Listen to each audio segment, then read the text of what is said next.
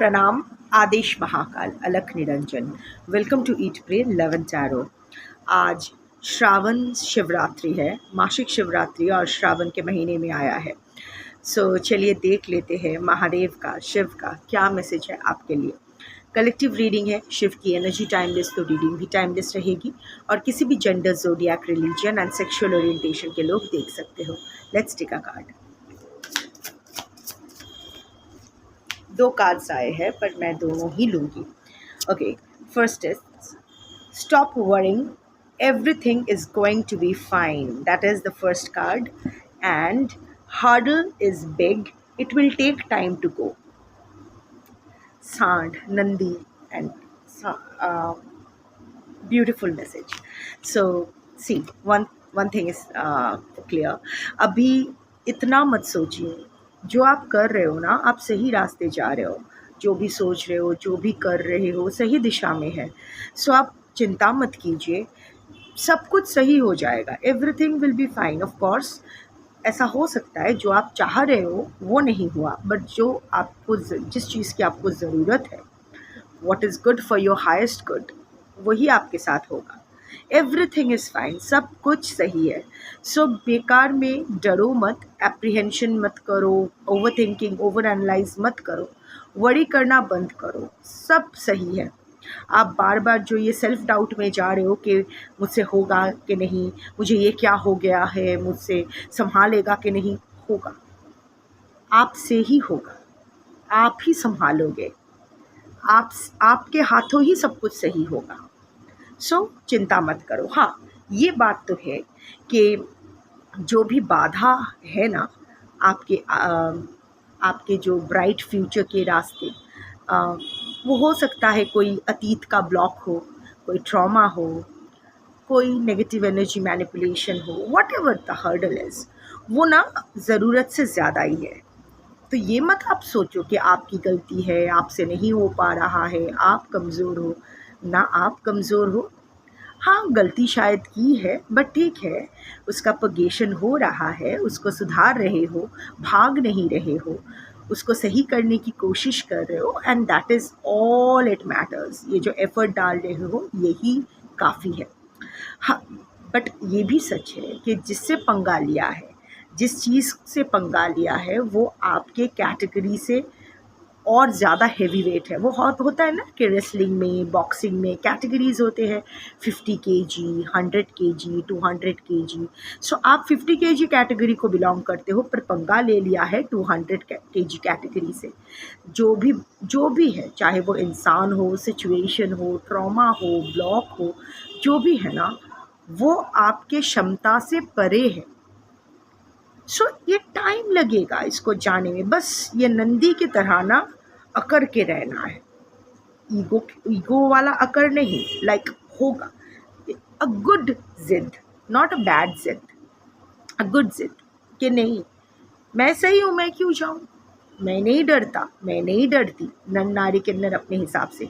और अगर डर लगता भी है तो ठीक है, शिव संभाल लेंगे। वैसे भी जहाँ डर है वहाँ शिव नहीं, जहाँ शिव है वहाँ डर नहीं। And what is Shiv? Shiv is the energy of awareness.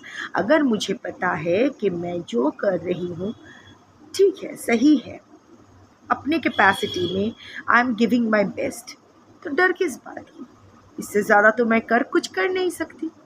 I am giving my 100%, जो भी मेरे कैपेसिटी में है, and I am aware what I am doing. बस, और क्या चिंता है?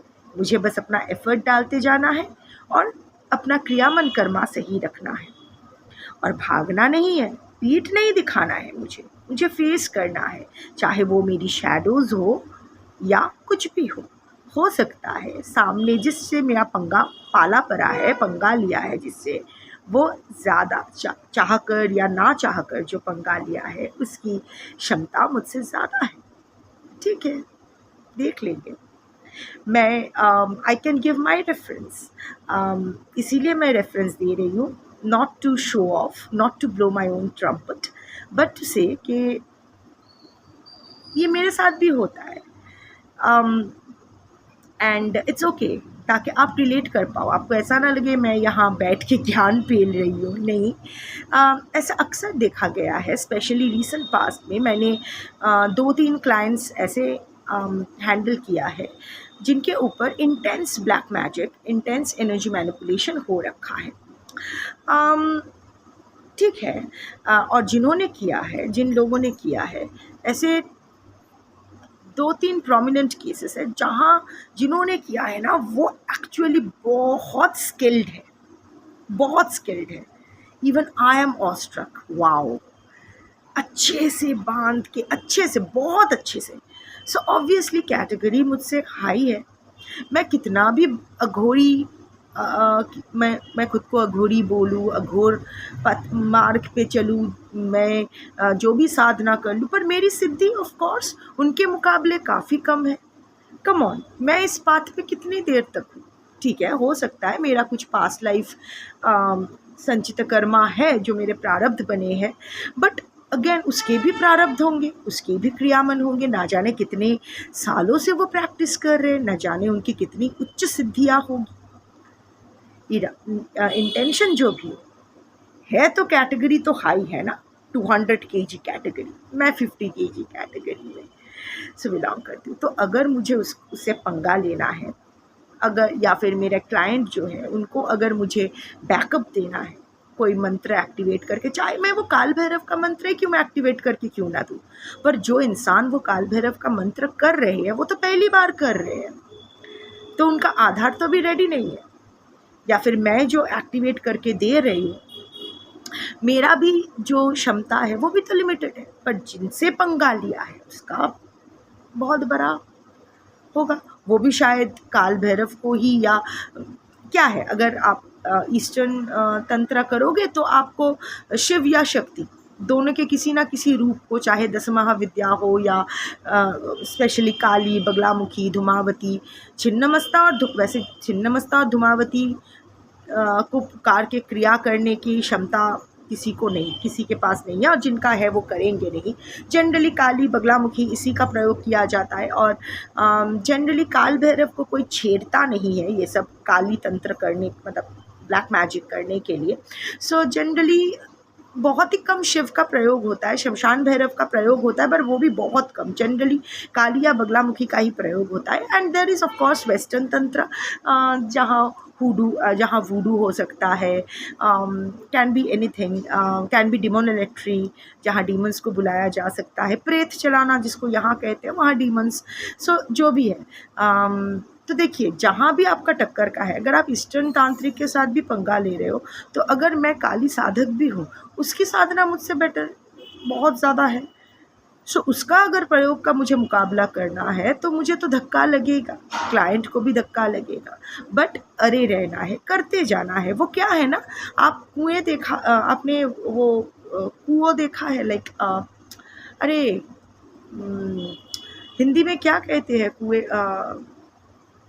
वेल वो होता है ना कि पानी निकालते हैं, वहाँ देखना कि वो पत्थर का बना, चारों ओर जो वेल होता है, उसके चारों ओर पत्थर का बांधनी होता है, पर वो उस पत्थर में भी ना बार बार पानी गिर गिर के वहाँ एक दाग पड़ जाता है। सो देखो, पानी की क्षमता पत्थर को पिघालने, पत्थर को थोड़ा सा भी आँच आए ऐसा तो क्षमता पानी में नहीं है, पर फिर भी एक ही जगह अगर रोज़ पानी गिरता रहे तो उस पत्थर में भी थोड़ा सा दाग, और इन द लॉन्ग रन वो पत्थर भी इरोशन, उस पत्थर में भी इरोशन हो सकती है, राइट। सो डटे रहना है, जो and it will take time to go. देखो जाएगा तो ज़रूर, जो भी प्रॉब्लम है वो जाएगा तो ज़रूर। इतना भी बड़ा प्रॉब्लम नहीं है कि अगर आप डट के रहो, कंसिस्टेंटली उसका मुकाबला करो, वो जाएगा नहीं, जाए ना, वो है, that it will go away, that is destined कि उसको जाना ही होगा, बट टाइम लगेगा। पर उस एक चीज़ के पीछे पड़े रह के आप बाकी की ज़िंदगी ख़राब मत करो। ये जो है ये अनसॉल्व्ड है, this is not your end, this battle is not your entire life, this is a part of your life, that's it। इसको पूरा लाइफ मत बनाओ।